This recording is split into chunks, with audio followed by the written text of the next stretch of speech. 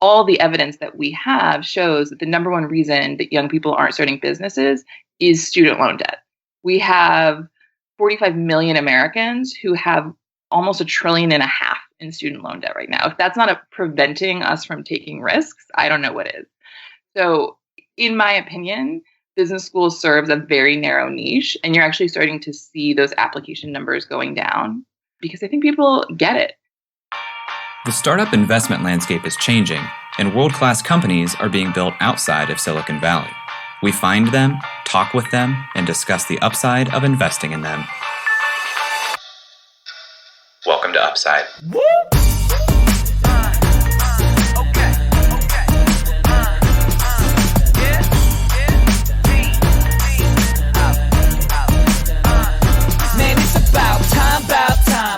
Hello, and welcome to the Upside Podcast, the first podcast finding upside outside of Silicon Valley.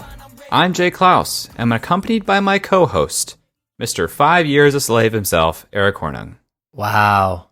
That's a very thoughtful nickname. I think that's your best nickname to date. I have been dating Colleen for 5 years. Friend of the podcast, Colleen, as Jay likes to say. For 5 years now. And our anniversary was just a few short days ago.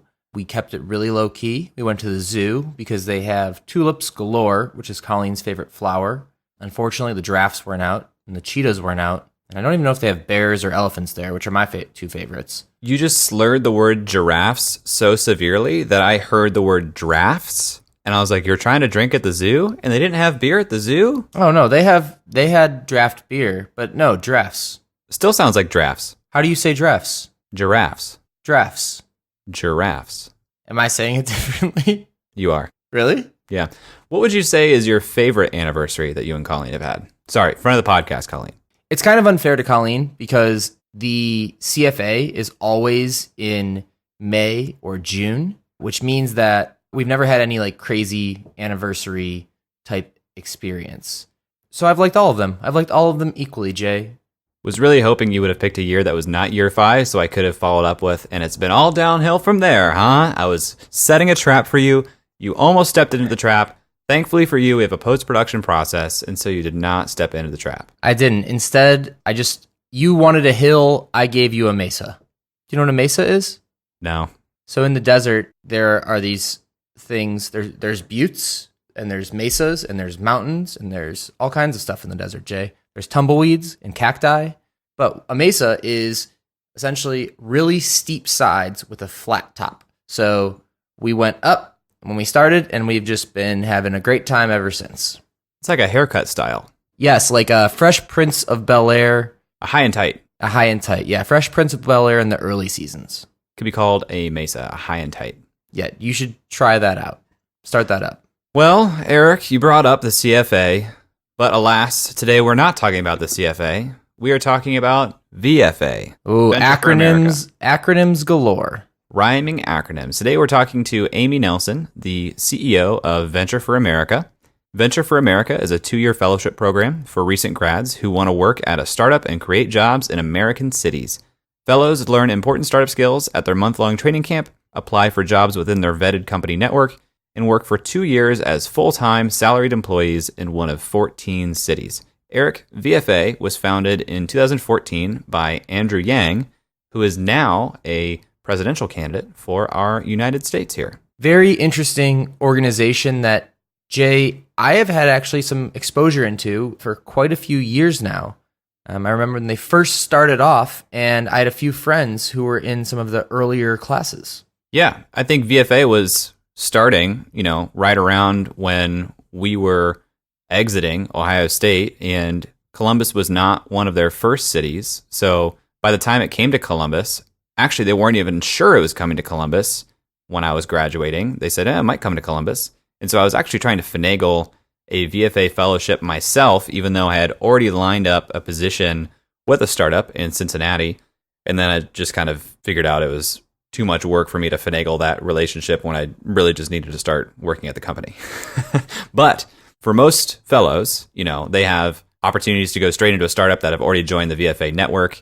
And it is, to my outside perspective, a really unique and awesome opportunity for someone coming out of college who wants to take an untraditional path and learn some startup skills. I'm close friends with a lot of VFA fellows. Likewise, I also think the organization is great for the startups themselves and for the startup communities because it fosters a community within a community, and also it brings talent to cities that need it and needed it. VFA was founded in 2011, which I think I said. It's based in New York City. They've had about 700 fellows or more graduate to date or be part of the program to date. Amy, our guest today, started out as a VP of External Relations with VFA in 2013 before moving up to Managing Director in 2016 and has now held the CEO title since 2017. Always an interesting situation when you replace a founder of anything. More interesting when that founder leaves and becomes such a public-facing human being. So I'm interested to hear from Amy what the transition was like and what everything is like now. It's not like Andrew Yang is gone or retired. Like, he's still doing things. Running for president of the United States, one may say, is the ultimate venture for America. And on that note, if you guys have anything that comes up on this interview that you want to talk to us about, you can send us a long form note at hello@upside.fm or tweet at us. That's probably preferred at UpsideFM. Let's jump in. Amy, welcome to the show. Thanks for having me. We like to start on Upside with a background of our guest. So can you tell us about the history of Amy? Yeah, so I was born in a small town in the Midwest. I was raised by a single mother. I was the first person in my family to go to college. And when I decided to go to college, I was like, how can I get as far away from St. Louis, Missouri as humanly possible? I was from a small town, just kind of outside, more cornfield, dairy than skyscrapers, for sure.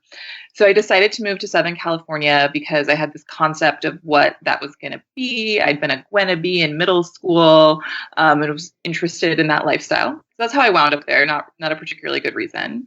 And when I was in college, I studied philosophy, but I got really interested in international development. So I ended up studying abroad in Cameroon, in Central Africa, studying prostitution, got a Fulbright to go back, and thought I was going to spend my entire career sort of in international development space, helping improve livelihoods across the globe. And then when I was graduating from college, I found out that I was pregnant. And so I became a single mother at 22. And ended up working in international development, but couldn't jaunt around the globe quite the way I had anticipated with baby in tow. And so I ended up doing a lot of fundraising and back-end office stuff, kind of learning how these companies or nonprofits organize themselves. And at some point, I got really disillusioned with that, feeling like I was sort of on a hamster wheel, raising money, not creating real change in the world. And I decided that everyone I knew who was really impressive did something in business. And I had no idea. I didn't even know that startups were really a thing at that point. But I decided that I needed to learn about business if I was going to make real change in the world. So I went to business school because that was what you do if you want to learn about business. In hindsight, I feel like there are other things I could have done. So I moved to New York. At that point, I had 2 kids, racked up a lot of debt, but had a great time for the most part. And when I was in business school, I was working for an organization called B Lab that helps impact investors. Sort of what I was working on helped impact investors understand the social and environmental return on their portfolio. And I needed a job, and I read about Venture for America in the New York Times. There was this like Sunday Business Journal article. It was the most shared article of the week. I had actually refused to read it because I thought it was another millennial trend piece. And then someone from my college shared it because there was a mutual person that we knew who was actually in there. And so I was like, wait a minute, this is so cool. And at that point, it's sort of 10 years post high school plus, I realized that St. Louis has a lot of cool things going on. And that when I was graduating from college, that wasn't necessarily the case, right? There weren't opportunities for someone like me, or you didn't know how to access them. So I got really excited about this notion of sending recent college graduates to cities that I hightailed it out of. I was like the poster child for brain drain. And I reached out to our founder, sort of cold, and was like, hey, I know about nonprofit fundraising. You seem new to this. Could I help you out? 2 weeks later, I had a job. the nutshell background of me. Yeah, we covered a lot of ground really quickly there. Early on, when you're out of college and out of St. Louis, and now you're having a kid and you're looking to go back to business school, who are you looking to as sort of inspiration, or who is like a mentor to you? I remember reading The Blue Sweater by Jacqueline Novogratz, and she was really one of the first leaders in the impact investing movement, using capital for good, particularly in the global South, although they now work in the US as well, and being really, really inspired by her. So I read her book. I saw her speak at like a Milken Institute event in California. And so she was very much my model. In terms of mentors, I had some great people who I worked with who are on my board, but honestly, working in international development, living in Southern California, being a single mother of two, my networks were actually quite small at that point. And one of the reasons that I wanted to move to New York and go to business school was to meet people, because I was feeling fairly isolated at the time. How do you measure environmental and social impact, like quantitatively? Yeah. So the way that B Lab does it is they have this very rigorous questionnaire that depends on the size of the company, the industry of the company, the geography of the company. So international versus sort of less developed countries versus highly developed countries. And there's a number of different measures, right? Because if you're a manufacturing company, your environmental outputs are going to be very different than a services company. But it's what they look at is everything from the governance of the company, independence of, directors. They look at community engagement, and they look at employee practices a lot. Is there equitable pay? Is there diversity at the leadership level? There's like hundreds of measures, but there are a lot of different frameworks for bigger companies. There's sort of an ESG framework, but it's definitely a tricky thing. And there's a lot of it depends, right, on the company. And all of the data is self-reported too. So there's some verification, but for the most part, people are trying to spin it how they choose to. But they sort of differentiated as well between companies who had doing good kind of baked into their DNA, their governance practices, their employee practices, versus their product or service, right? And some companies do both. Like Patagonia is one of those companies where their product ultimately is camping equipment, hiking equipment, outdoor equipment, but they produce it in such a way that you're having that they're reducing their carbon footprint as much as possible. Whereas if you look at like a microfinance institution, their core of their business is helping underbanked people access capital. How did you decide on which business school to go to? I was really only open to New York or Los Angeles, partly due to constraints put on me by a third party, as you can imagine, which meant there were really 4 business schools that I could go to. And I really liked NYU of all the places that I visited and applied to, and had other options. But the culture there is one of true collaboration. Like, people are excited when you get that job at XYZ firm, not competitive with one another. And I really felt like it had the scrappiness and sort of the grit that I wanted compared to some of the tawnier institutions. Outside of that, did business school live up to your expectations? So I'm on the record as being very critical of the promise of business school for people who want to be entrepreneurs or in the social sector. It's incredibly expensive. And business schools, so a lot of undergraduate institutions are designed where the customer is really the faculty. Everything is designed to optimize for the faculty's happiness, and very little is designed to really optimize for the student experience. In business school, oftentimes the school is really organized around on-campus recruitment. So the people who are paying a lot of money to be there, your banks, your consulting firms, your brands who want brand managers, they are, absorbing the product of the school. So they're really the customer, right? And if you do not want to be a banker, a consultant, a lawyer, I guess a lawyer would be law school, but a brand manager, you shouldn't go to business school. It's going to be incredibly expensive. Yes, you'll improve your network and maybe that'll be helpful, but I really take issue with the fact that so many schools are selling themselves as like step one on your entrepreneurial journey, when all the evidence that we have shows that the number one reason that young people aren't starting businesses is student loan debt. We have 45 million Americans who have almost $1.5 trillion in student loan debt right now. If that's not preventing us from taking risks, I don't know what is. So in my opinion, business schools serves a very narrow niche, and you're actually starting to see those application numbers going down because I think people get it. And so it's not a universally bad thing, but I think for most entrepreneurs, there's a much better way to get an entrepreneurial education than paying six figures for a degree. What are the other reasons why people aren't starting businesses? You said number one is student loan debt. What else is on that list? I think that there are sort of two types of reasons. And the first are these structural reasons around financial markets, around student loan debt, but also the fact that it's become increasingly more difficult to start a business. You see the sort of mass convergence of firms, and there's not as much room for new entrants to the market. And so a lot of the loss that we're seeing within new business development is actually at the level of kind of the mom and pop store. There's plenty of tech startups that are still out there, but on a net basis, we're not starting small businesses anymore. And I think a lot of it is because it's very, very difficult to do, as you see, growing income and wealth inequality, et cetera. But I also think there's this huge cultural component, particularly for high achievers, who, in my opinion, have become these incredible hoop jumpers, syllabus followers. They know how to get an A. If you put, instructions in front of them, they will follow them and they will be successful.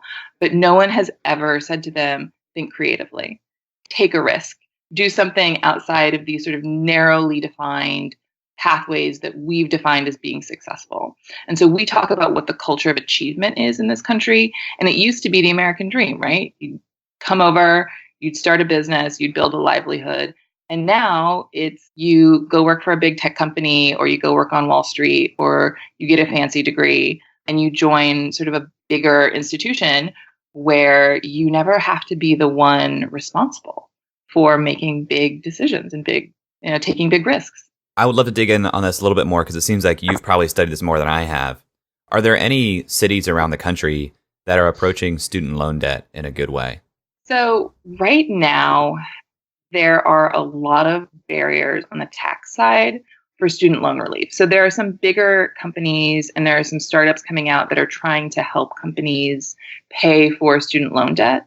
But the way that our tax system works today, which is not how the laws were originally interpreted about 10 years ago, is that if I provide one of my employees a grant of $5,000 to help offset their student loans, that income is taxable. If I had given them that same $5,000 to pay for their tuition in real time, it would not have been taxable.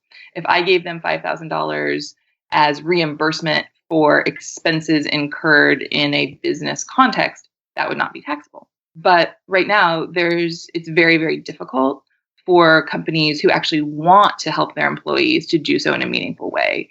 And I'm not sure that this is an area where there seems to be shared political will across the aisle. I think everyone recognizes that student loans, we're going to see massive defaults in the coming decade or so, and it's going to be a real problem for the government who relies on these payments. And there's interest in finding ways to stem the problem. There just hasn't been, at this point, organized efforts around it. And if anything, the public service student loan forgiveness program is kind of in jeopardy right now with the current Department of Education. How tied in are you to what's going on with the federal government? I know that VFA is Not at all. Okay. We're a nonprofit. We're relatively small compared to some of the bigger agencies, but we have never received any money from the federal government, and only fairly small amounts from state and local governments tied to our work directly. But we're not part of the AmeriCorps program or anything as well, and we steer clear of lobbying and things like that. But some of our donors do talk to us about what are the things that we could do to help you with our lobbying efforts. And for me, student loans really is the number one thing that I think that there is fairly broad consensus that it needs to change that would meaningfully impact our work. Are there any actual, you mentioned companies, and companies have these struggles with getting around tax law to even forgive things the way that they would want to or contribute to student loans for their employees. Is there anything being done at a state and local level anywhere? Not that I'm aware of, but that doesn't mean that there isn't. Take me back to this article you read. What about the article on VFA, and I believe you said it was the New York Times, what about that article convinced you that this wasn't just some millennial trend and convinced you, hey, I should reach out to this guy? Like, how did that thought process go that this was like, oh, this is a light bulb for me? Yeah, so they'd already done the thing, right? It was a profile that mostly took place at our summer training program. And it was talking about the different fellows who'd started in the program and the companies that they were working for and telling their stories. And some of them had chosen VFA over Wall Street or over consulting or after working in a financial institution. And it was this period after the recession where it really felt like we needed to be investing in places like Detroit and St. Louis and Cleveland. And it still feels that way, but they're moving in a right direction. And I think there was a period, particularly around the Detroit bankruptcy, where a lot of people felt quite hopeless.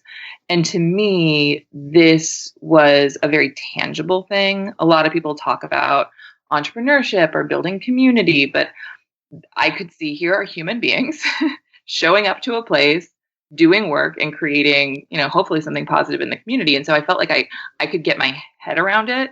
Sometimes when I'm talking to people in these spaces, I can't quite understand what they're doing. And this to me was pretty straightforward. And, the headline was really clean, though. It was something like foregoing a 6-figure salary, recent college grads choose to do good, or something along those lines. But when you dug in, it was really quite interesting what they were actually doing. How early was VFA when you came on board? Yeah, so we were officially founded in, I believe, April of 2011. We placed our first class in 2012. So we didn't really get going until late 2011, early 2012.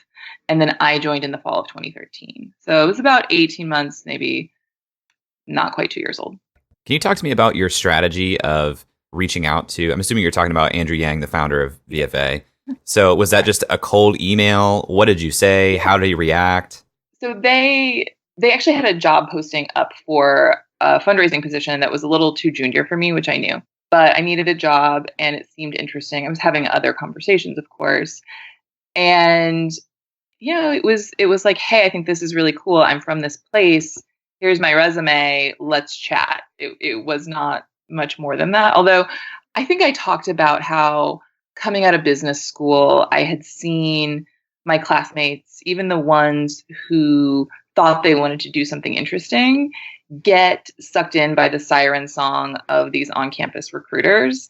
And I was pretty steadfast that I was not going to do that. But people I respected who said, oh, I'll just do this for a couple of years and then I'll go XYZ. Most of them have not done those things. And I very much agreed with Andrew's thesis, which was, young people do what's in front of them. And you have to show them that there are alternative pathways or they're not going to know. How would you know that starting a business is a viable option for you if your parents didn't do it or you don't know other people around you who are doing it? It's incredibly intimidating. And you probably think it's going to take more capital or more X, Y, or Z than it actually is. And our whole philosophy is around running small tests, validating hypotheses, like just getting started. That doesn't mean that you're going to grow your business to $1 billion company overnight. That's not the business that we're in. We're about getting people to create things that are positive and can become self-sustaining. When you joined, what was harder, recruiting students, recruiting startups, or recruiting people to give you money? Yeah, good question. So all of those things probably should have been a little bit harder than they were. And I liken that first year truly to alchemy because Andrew, he literally went to college campuses and said, join us. There's all these companies. They really want to hire you. He did not know that at that point. And then he went to these cities and he said, these young people are going to come. You should hire them. They definitely didn't exist yet. And he got both sides of the market to believe that it was possible. So it's never been a huge challenge for us to identify companies who want to hire our fellows. Honestly, we actually always have way more companies who want to hire a VFA fellow than actual fellows because our process is so selective. And one of the reasons for that is because we're industry agnostic and our fellows come from a variety of different backgrounds, making a match is quite difficult. So if you had exactly the same number of fellows in companies, it wouldn't work. So we need oversupply on the company side. But companies are also looking to other sources to fill those openings. Fundraising is always tough because we are ourselves a nonprofit. Companies do pay us to hire our fellows. They pay us a placement fee of $5,000, but that only offsets about a sixth of our costs. So most of our resources are coming from philanthropy. And in the early days when I joined, there was this small number of large corporates kind of in the wake of the financial crisis that really needed to be seen as on the side of small business in the Midwest, the South, et cetera. And so they were many of our first funders, and some of them are very much still with us because it aligns with their strategies. But it was sort of this national money, mostly coming from New York, that went into these markets. And then we built out local fundraising supports. And what I realized when I got there was that if we didn't have the majority of our resources coming from philanthropy in the markets, we were never going to be sustainable, partly because corporate philanthropy is just a little more fickle. Like, different leadership will come in and there'll be a new priority, whereas these philanthropies in these cities are always going to be committed to that place because the vast majority of philanthropy in our country is in fact local, right? So we've spent several years shifting our model. So now the majority of our philanthropic resources are coming directly from the markets that we're working in, which was really my insight in coming in, that we needed to ramp that up. We talk to a lot of founders, and obviously fundraising is a topic of interest and something they bring up all the time, but that's a very different type of fundraising. It's, I'm going to give this investor a very clear financial return, or at least that's the basis upon which they're investing. In the world of corporate fundraising or philanthropic fundraising, what are the considerations of those organizations? How do you do that? So every funder is a little bit different. And the way that I think about nonprofit fundraising is, in a for-profit business, you have a product, someone buys that product, and you get feedback on whether or not they like it. In the nonprofit world, the person who's paying is not the person who's consuming the product. And so you don't have that same market feedback mechanism. And you really have to be careful to make sure that the interests of both parties align. And corporations are always going to be a little bit different from foundations because they're interested in, obviously, the marketing play, but they're also interested in how their company's core assets actually align with your business because they want to use their talent on your behalf. So it really needs to be a true marriage in that way. And there are some companies who sort of just spray a little bit of money all over town. We don't tend to work with those companies. We work with a handful that are really committed to entrepreneurship and innovation. And then the foundations that we work with, most of them were founded by entrepreneurs.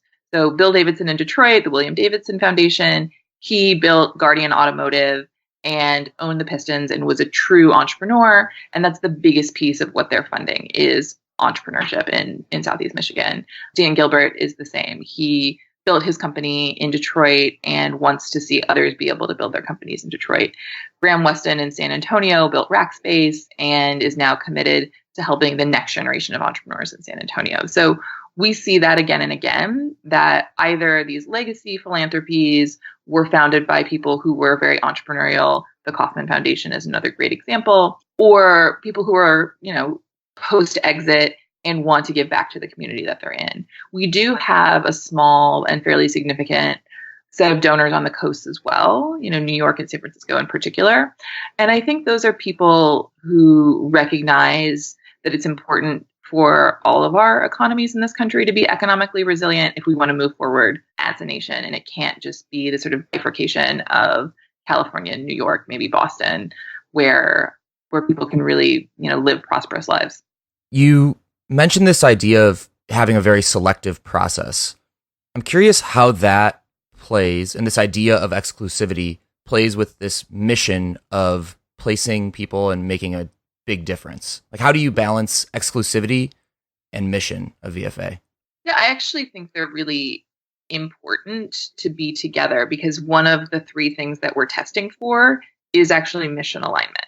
There are a lot of really bright, capable young people who apply to our program for whom this is absolutely not the right opportunity. And so we're very clear that if you do not want to build a for-profit enterprise in a market outside of the top set of markets, you shouldn't join VFA. And it's a fairly easy thing to test for, although, as you know, in interviewing people, people can tell you a story that they think you want to hear. But there's a lot of ways that we can look for evidence that that's actually what they want to do. And so, if you want to be a nonprofit professional for the rest of your life, Venture for America is probably not the right opportunity for you, even if you end up working in one of our markets. If you really want to grow a business in San Francisco, we're not the right opportunity for you. And so that actually helps us cull some of the pack. And then the rest of it is around having those startup ready skills, because at the end of the day, we're delivering our talent to these companies and they have to be able to add value. So that's the other thing. Is this someone who can actually add value to a startup?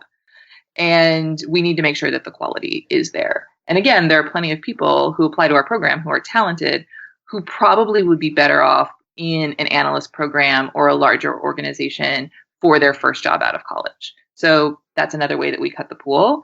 And then the last piece is really around character.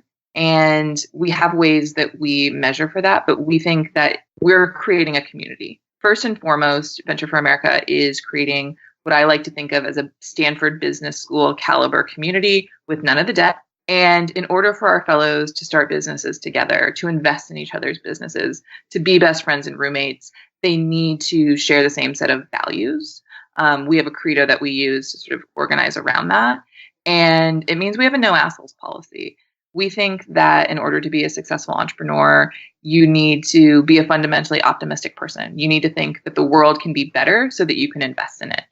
We believe that you have to have the grit and resilience to dust yourself off and get back up every time you hear no, because when you're building a business, you're going to hear no a lot. And so we really think that those pieces are critical.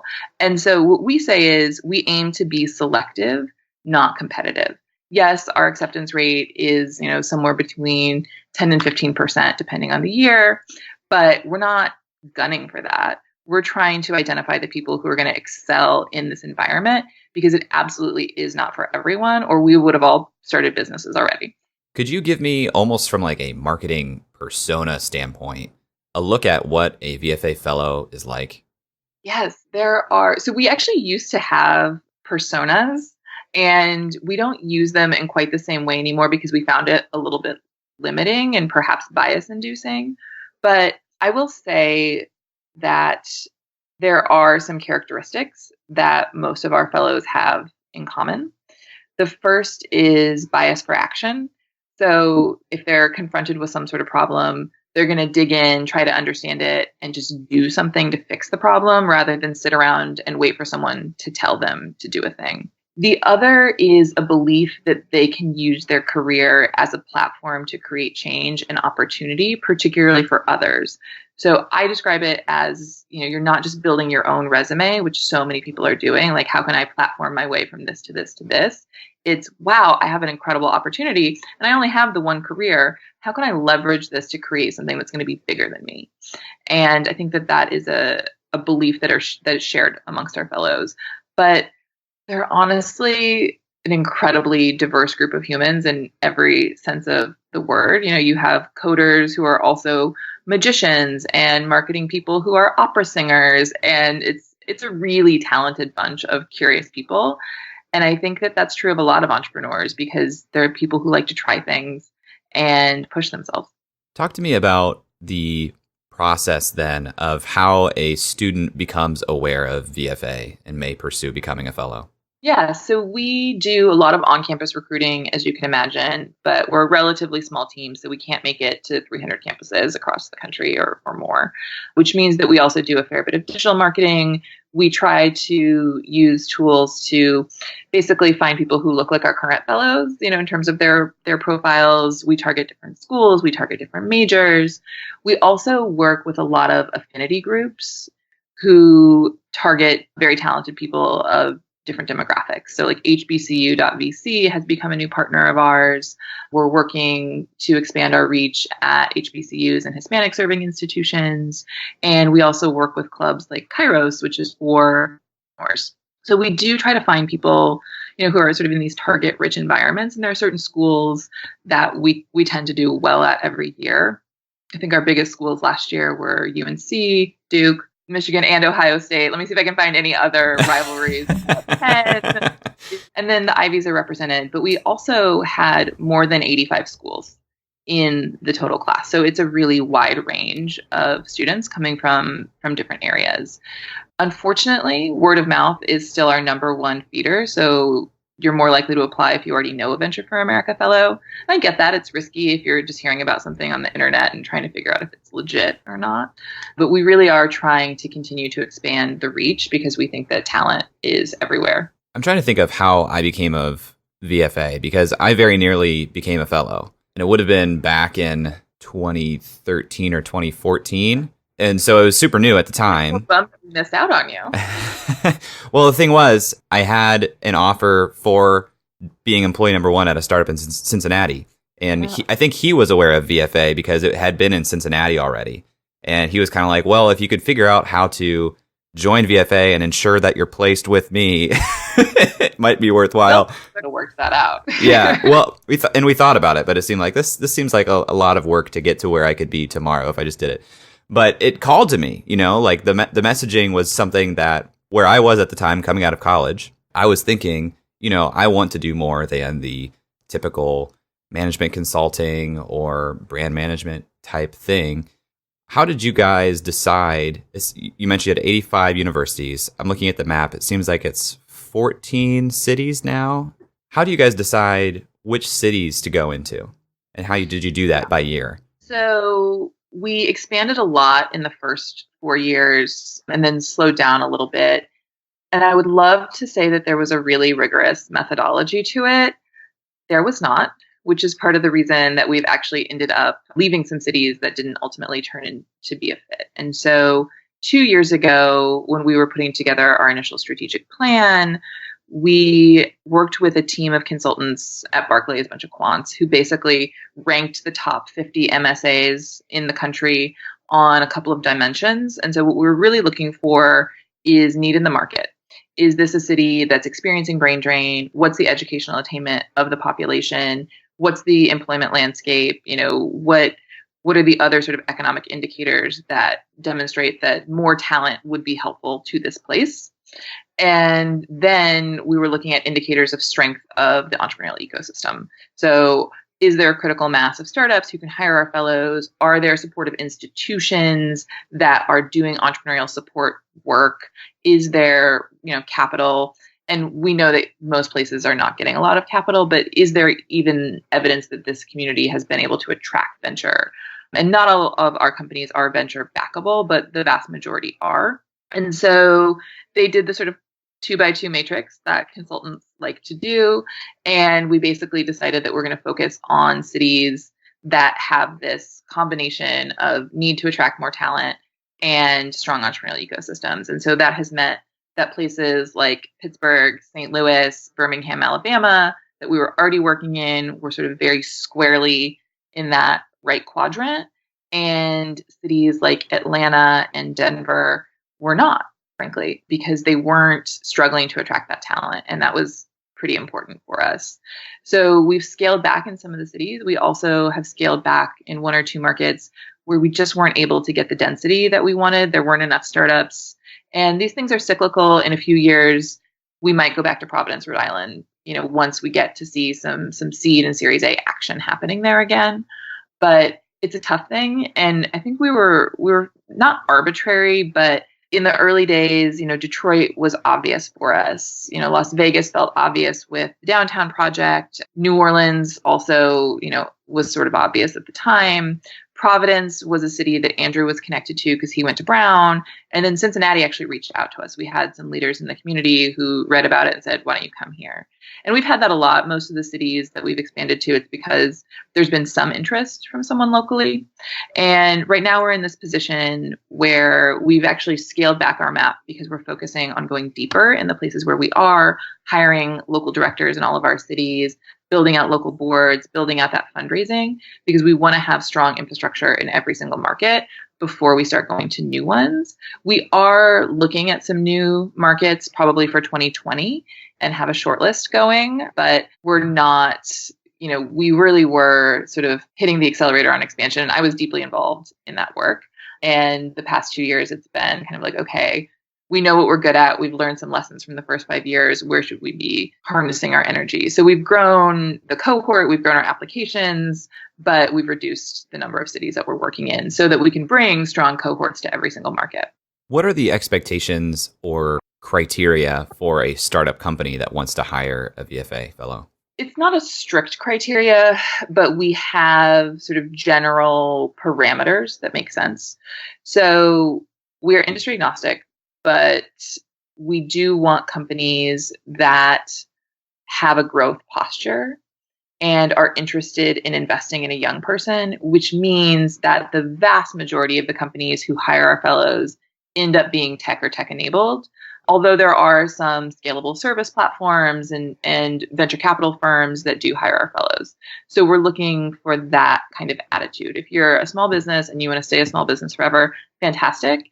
It's probably not going to be the right learning opportunity for a Venture for America fellow. So what that means is the companies who hire our fellows are typically, they're all about less than 5 years old. They've raised maybe between 1 and 5 million of venture, and they already have 10 to 30 employees. It's a little bit different from the early days where a lot of them were very true startups where our fellows were employee number 1 or 2. We still have that, but we found that those companies tend to need a little bit more sort of senior talent, senior co-founding team before they really have the ability to manage a recent college graduate effectively. Some people can do it and are very effective in that, but it's rare. And so if I meet those criteria, I know that a fellow goes to a company with a 2-year expectation. What else does it look like from a company? Are there standard terms of employment? How does it look? Yeah, so they sign a hiring agreement with us that basically says they will pay the fellow a minimum of $38,000 a year, and it's a true minimum. Particularly our fellows who are developers tend to do better than that. We want them to be paid fairly and at whatever market is for that city and that role. The companies also agree to pay Venture for America a one-time placement fee of $5,000 upon successful hire. So it doesn't cost anything to interview our fellows, to look at the talent pool, but when you do actually bring someone on, you have to pay us for it. And you have to agree to having a pro-diversity stance with your employment. It's very important. Like, our fellows are incredibly diverse. Our company founders are incredibly diverse. We want these to be safe and welcoming environments for all of our fellows. And I feel like there are some small things around, like, you have to agree to let them go to our summer training program, and which is probably a good thing for you. But it's a fairly sort of lightweight relationship, although many of our company founders get deeply involved, join our boards, become donors. But some of them, they're like, this is just access to great talent, and thank you so much. There's definitely a range. And for the companies, a lot of them do come back year after year, and it becomes quite competitive and intense. So we have an online portal that handles all of the sort of original conversations between the companies and the fellows. And then we do these job fairs regionally where we'll have a few dozen companies and 40 to 80 fellows doing speed interviewing during the day. We did one in Columbus last year. We're going to be in Cleveland in 2 weeks, and it's a lot of fun. So you mentioned a couple years ago you started decelerating the number of cities, wanting to go deeper into it. That also seems to be about the time that you stepped up as CEO. What changed when you took over as CEO? What was your mantle? Yeah, so we had been in a strategic planning process already. So I've been CEO for 18 months now. And there was a 6-month transition before that when we announced that I was going to be CEO, but Andrew hadn't left yet. But we'd been starting this planning process a little bit before that. And we really narrowed in on wanting to go deeper in the markets where we felt we could be effective. It was the first time we put together criteria on what a VFA city should look like in a formal way. we made a commitment to helping more of our fellows and alumni launch businesses and saying, like, this is actually really important, which means that we need to be supporting fellows beyond the 2 years, right? There needs to be services and capital to help them get on that journey. And then the third piece was around making a very proactive stance in diversity, equity, and inclusion, because we have a tremendous amount of credibility. We have great networks. And so as a result, we actually have an ability to influence who decides to be an entrepreneur. And we see it so often, particularly with women, I would say, but across categories that are underrepresented, if people don't have those role models and they don't think like, oh, yes, this is a path for me, they're not going to voluntarily self-identify as like, I'm an entrepreneur. But when you meet them, you can tell that they have all of the raw material, right? And so taking that proactive stance to be more intentional about who we're recruiting, how we're treating, different things in the process. So, for example, if we only look at have you already founded something, that's going to skew very heavily in certain demographic ways, because there are certain people who have in college who have more resources to be able to found something. It just kind of makes sense. And so looking at that more broadly, not just have you started a company, but did you start a campus organization? Have you started something within your church or community group? And taking a more broad view of how we test for entrepreneurial skills has been really, really successful. So this experiment's been running now for 8 years. Maybe experiment isn't the right word, but at this point you've had several fellows finish their 2-year engagement. A lot of them. I think you've placed close to 700 in total to this point. If I'm more than 700, yeah, we've had 850 come through our training program, and right now we have about 400 alumni, and we'll mint another 170 this year. So those 400 alumni, let's look at them. What are they doing after their 2-year fellowship? Yeah. So the things that we want them to do are to either stay in their city and continue to contribute to it, or start a business, and ideally do both. So at this point, 30% of our alumni have started a business, which is actually a little bit more than we would have anticipated. And so if you go to that first class of 2012, more than half of them have started a company. They're not all currently running a company, but a lot of them are, right? And as time goes on, you see more and more alums start to take the leap after they get a little bit more experience under their belts. So today, I believe the number is 84 businesses that are a going concern that are being run by a Venture for America alumni, which is kind of crazy, in my opinion. We've also seen that about half of our fellows stay in the city where we place them for an additional 2 years, so 4 total years. And we have fellows from our first 2-3 classes that are still in the cities where we place them with no end in sight. So we're pretty excited about those retention numbers as well. And we're also seeing people boomerang. Like, this is a fairly transient group, right? Recent college graduates, highly talented kids who can take offers anywhere. But some of them have actually gone to San Francisco and moved back to Cincinnati because they had an opportunity. And you're going to see those affinities over the entire lifetime that are going to play out in really interesting ways. How often do they stay at the same company they were placed at past year 2? So I think it's something like 40% stay for another year at the specific company. There's a little bit of variance, but a lot of them have been with companies for 7 years now because they're now the COO and it's the hottest startup in you name the city, and there's no reason that they would leave. I saw that one of the alumni-based companies or founded companies is Felix Gray, which is something I see ads for all the time, and my girlfriend has a pair of them. So what other companies are fellow founded that we may have heard of? Yeah, so Felix Gray is a glasses company against eye strain. They filter blue light, the ones that a lot of people would have heard of, particularly in tech. Bonza, which is a chickpea pasta company, is probably our most successful alumni-founded venture. Was founded by a 2012 fellow in Detroit, Brian Rudolph, and they're in, I want to say, 12,000 stores in North America. And it's pretty delicious. So if you're looking for a gluten-free, high-protein pasta, and they have rice now, it's great. And then in Ohio, where you are, there's a company called Action Streamer, which was founded by one of our alumni in Cincinnati, which is basically they are really a software company, but it looks like a helmet cam to stream live sporting events, which is what they do, but their secret sauce is the software, not the hardware. There's a company called Natural Club that is a hair care product for women of color. And she's doing incredibly well, just graduated from Y Combinator. So it's a pretty wide range of companies. One of the ones that I'm particularly excited about is Balto, which is based in St. Louis and is a software platform for call centers to help their sales representatives be more effective using sort of AI and voice technology. Looking forward, what do you have plans for VFA? What needs to change, improve, do more of? What are future plans for VFA?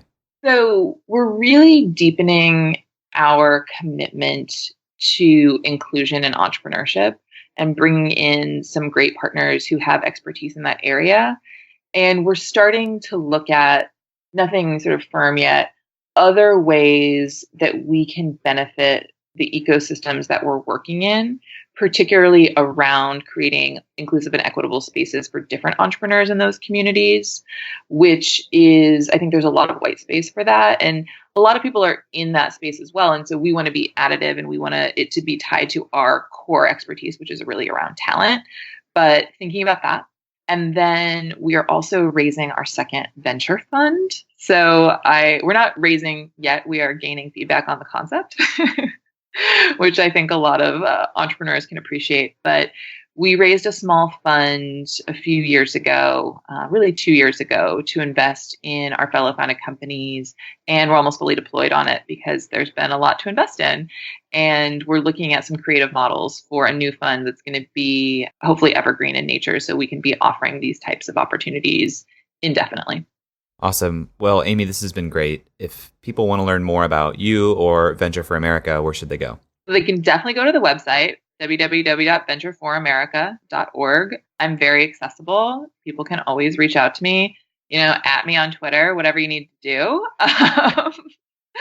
And I'm always excited to connect with anyone who shares our mission and vision.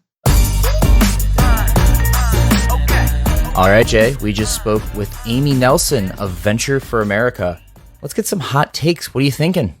One of the most enjoyable aspects of this interview to me was touching on an issue that had nothing to do with what we're trying to talk about, really: student loan debt and business school. And I thought that hearing Amy's perspective on that was really refreshing, not to take away at all from the interview we had about VFA itself. But I really enjoyed spending some time on those topics because it's something that I spend a lot of time thinking about, especially student loan debt. You think a lot about student loan debt personally, or like in the general environment? In the general environment, I am fortunate to not have student loan debt, and that is one of the main reasons that I am able to be self-employed. And I know that a lot of my peers and also a lot of my clients don't have that same luxury, and it certainly wasn't something I thought about when I went to college, thinking, I'm going to go here because I won't have student loan debt and I want to start a business someday. I was just fortunate that by the time I realized I wanted to start a business, the decisions I had made prior, without much forethought at all, led me to be able to do that and not have any debt. And a lot of people are not in that boat. Yeah, it is. I tweeted something about the Howard University gift because I was just blown away that the average student loan debt at Howard was $100,000, and I didn't understand how that math worked because everything I'd ever seen says that the average student loan debt, according to like federal sources, is like $30,000. And I started doing a lot of digging, and I found out that it's pretty much like $100,000 per person, which is wild to me. I'm someone who also doesn't have student loan debt, so we are kind of on the outside here as well, where we don't really understand the problem. We don't fully understand the problem. Yeah. So jumping into the VFA side of things, I really like this organization. I like it a lot, and I think it's doing a lot of good in a lot of different ways. At this point, they've had 850 fellows go through the training program. They have over 400 alumni. I think the stats she shared about retention of alumni in those cities and some of like the downstream effects of those alumni so far. She said 30% of alumni have started a business since the first cohort in 2012. That's more than half of the first class. There are 84 businesses of VFA fellows that they're tracking right now, and half of the alumni stay in the city they were placed for an extra at least 2 years after being there. And to me, that's some pretty compelling numbers if I'm thinking about some of these cities who are not, the main startup markets. Yeah, I'm a big fan of the VFA program. I think that it does a lot of good for companies that need great talent. They do a great job screening. I have had a lot of friends that have went through the program from Ohio State in Cleveland and Detroit and Baltimore and a couple other cities. And I think that the program is a great idea, a great concept, and is still in the early stages of where I think it's going to get to. She mentioned their goal of having a Stanford Business School style community without the student debt. And when I was considering VFA myself back in the second year that it was operating, that was what was attractive to me about it. I thought this is going to be an amazing network of people that I can be one of the first people in. And you've talked about the value of being first into programs like this before. I have a lot of really close friends who are VFA fellows, and they are some of my best friends. They're awesome, bright, optimistic, to use Amy's words, people. And I think that we're going to continue to see success from Venture for America down the line. Do you think that VFA will ever get the same cachet as Teach for America? I don't have enough experience with Teach for America to even know how strong of a cachet it has. From my understanding, Teach for America has like an incredibly strong spot on someone's resume if they can finish it, because it's a very grueling thing that you have to go in and do. You're going into a school that is chronically underperforming, in a class that is chronically underperforming. You're creating a lesson plan. You're developing these students, and I've heard some just like crazy stories about it. And a lot of people actually end up quitting Teach for America because it's just too emotionally stressful. But if you can make it through those 2 years, it's like one of the strongest things you can put on an Ivy League MBA application, and a lot of other things as well. But it's obviously named in line with Teach for America. So just generally wondering on your thoughts. Yeah, I don't know. I like that they have a fund for their alumni to pitch for and apply for to start their own businesses. I mean, I love that the mission of this is, after this, we want you to be equipped to start your own business. So in that sense, it almost doesn't even matter if it has cachet on a resume. But I definitely see the potential. Yeah, and I hope that in the future we get to bring on a couple of VFA funded companies that have come out of that alumni fund. That'd be a cool little full circle to go here on Upside. Full circle. And speaking of full circle, Amy mentioned at the end of the interview being excited about Balto in St. Louis. And Easter egg, dear listener, if you've listened all the way through to this point, our next episode here this Wednesday will be with Balto in St. Louis. So we look forward to sharing that with you. If you have any thoughts in the meantime on this episode or anything else, you can tweet at us at UpsideFM or email us hello@upside.fm. We'll talk to you next week. That's all for this week. Thanks for listening.